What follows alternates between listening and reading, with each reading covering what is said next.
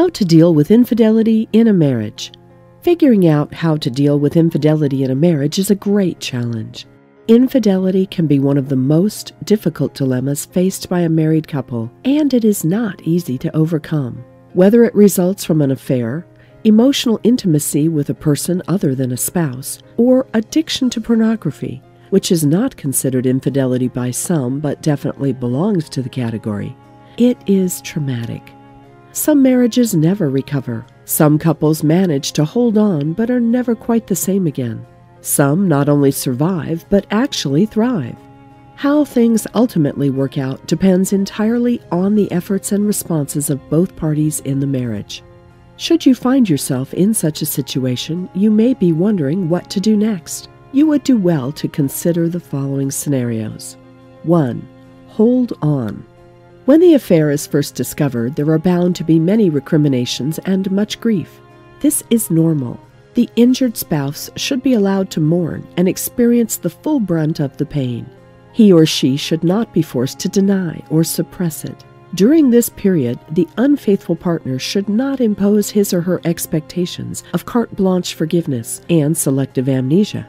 Instead, there should be an all-out effort to win back the trust and love of the injured partner, and total cessation of any habit or contact connected with the infidelity. A. Go for counseling. Counseling ensures that healing and the reestablishment of trust proceed under the guidance of a professional. Although many couples get by without outside help, such assistance can make the process smoother and quicker. B. Don't expect your partner to change overnight.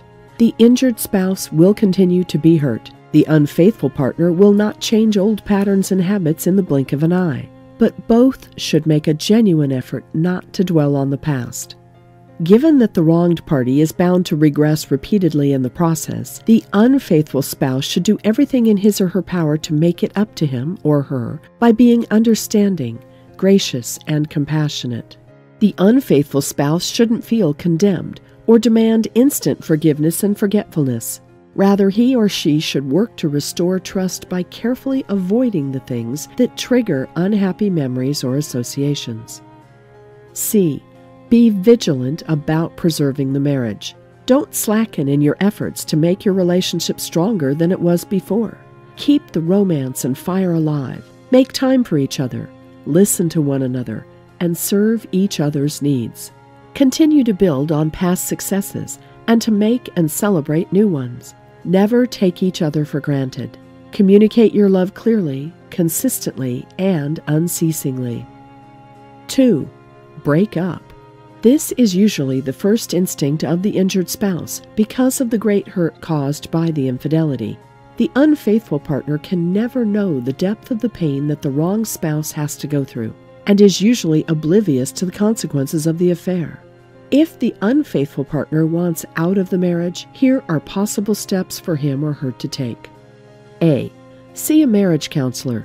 Even if one or both partners don't want to stay married, there are still things that need to be discussed and issues that need to be settled for closure so that the two can begin to heal as a couple or separately. B. Give it time. Don't make hasty decisions during a crisis. You're bound to make emotional judgments that you will regret later. If you need distance in order to heal, especially for the psychological and emotional safety of one or both partners, then arrange for a temporary separation, with the understanding that this is only to allow for healing. C. If, after this period, you both decide that the marriage is definitely over, then proceed with the legal process to end it.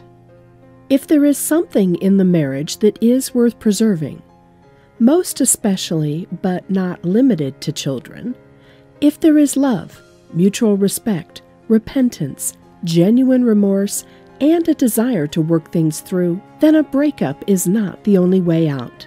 Staying married and working it out can give you a greater chance at happiness than going down a lonely road and starting over with someone else. Whatever you decide to do, it is in your best interest to learn how to deal with infidelity in a marriage effectively.